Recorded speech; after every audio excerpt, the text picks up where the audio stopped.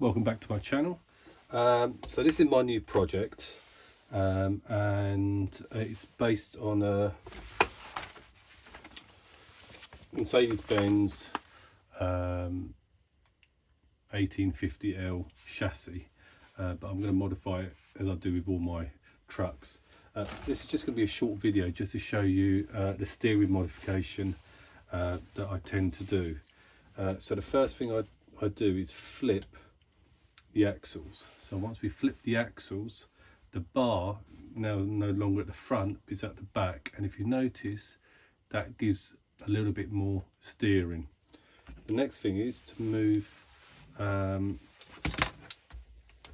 steering, Tamiya steering, from the side where you've got main bulk here, then you've got a linkage that goes across, then down, and you get a lot of slop. So you buy one of these 3D printed plates, and what happens then is you move the servo from the side to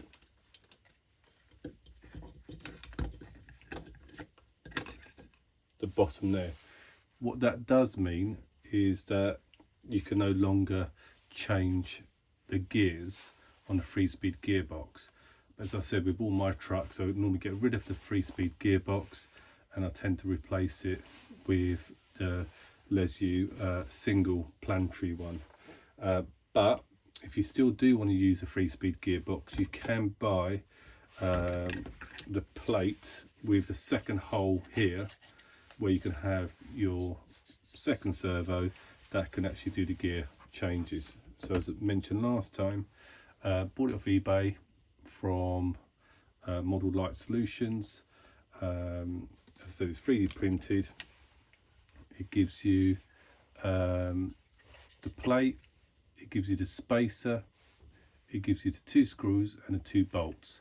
So that's all you've got to do. So once I've installed that, the next bit is to fit the plate to the chassis. This does involve a little bit of drilling. So first thing I'll do is put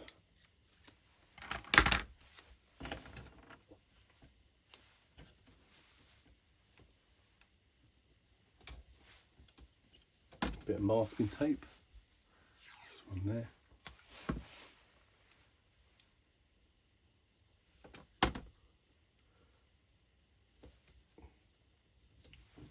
And that's the second one. Then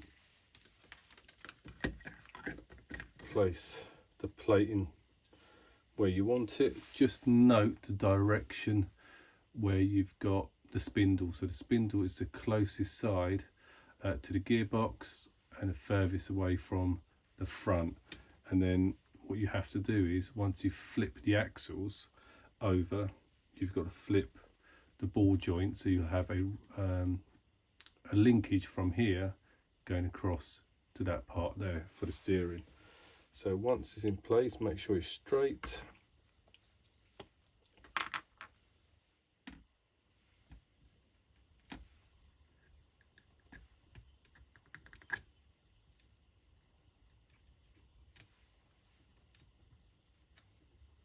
Put holes in place. I normally, as I said, when I do this, I normally leave a little bit of gap, a little bit of space between the front and the connection there. So you've just got a tiny little bit of space there. So once you've got the holes,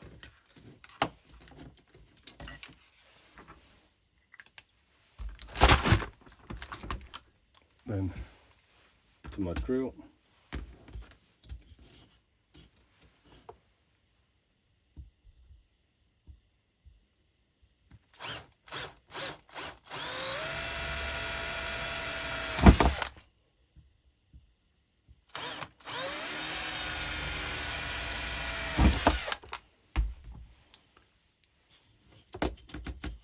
Once I drill the first 2 holes, make sure everything's lining up before I do the final 2.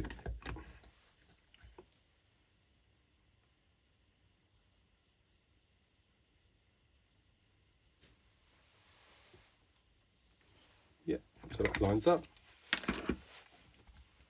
And then the next 2 holes to go in.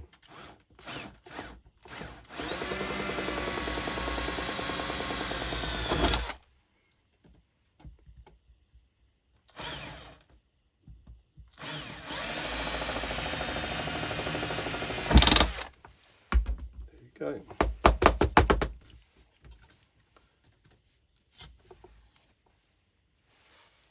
Take masking tape off, and then I tend to just file it down just a little bit on the inside, just give it a little clean part there.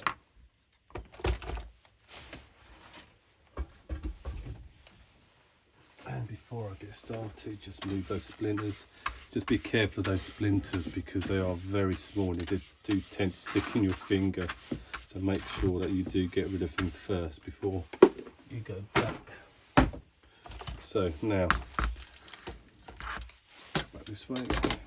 So the holes are now drilled. Place the wire through.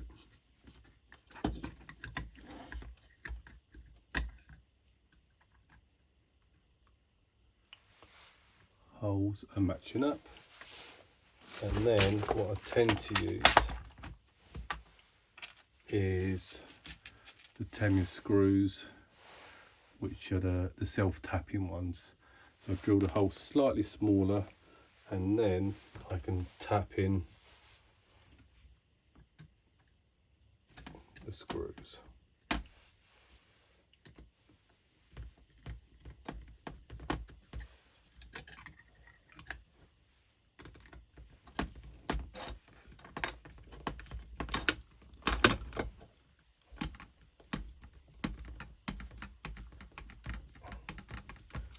A little bit stiff initially, but it will eventually go in.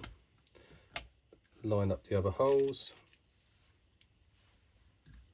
Same again. I don't tend to tighten it too much until I've got all the screws lined up. So once all the screws are then lined up,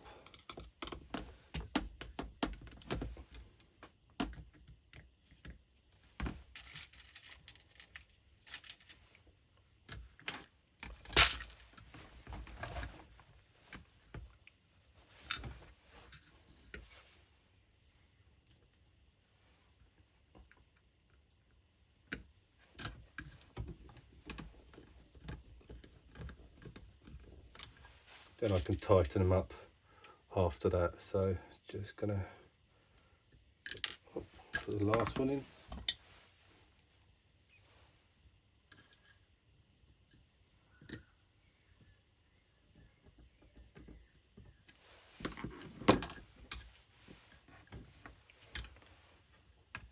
So once all 4 screws in,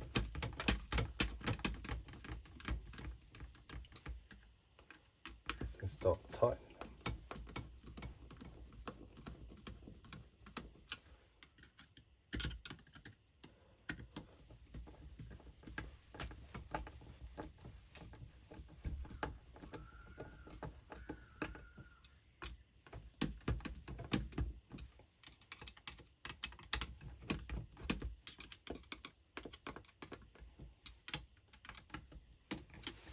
And there you go. It's installed. Then I'll fit the servo horn and then the linkage, and then that is the steering conversion completed. And if I turn it over, you can see you've got additional space here now in the chassis, where if you want to put a light in, or if you want to put all your switches or additional lighting units, you can put them there, and just a nice little additional storage unit thereafter. So that is a steering conversion. So completed, it's been installed, and that should then give me a lot more steering as we go through. Great, thanks for watching. If you like it, thumbs up. Any comments, let me know.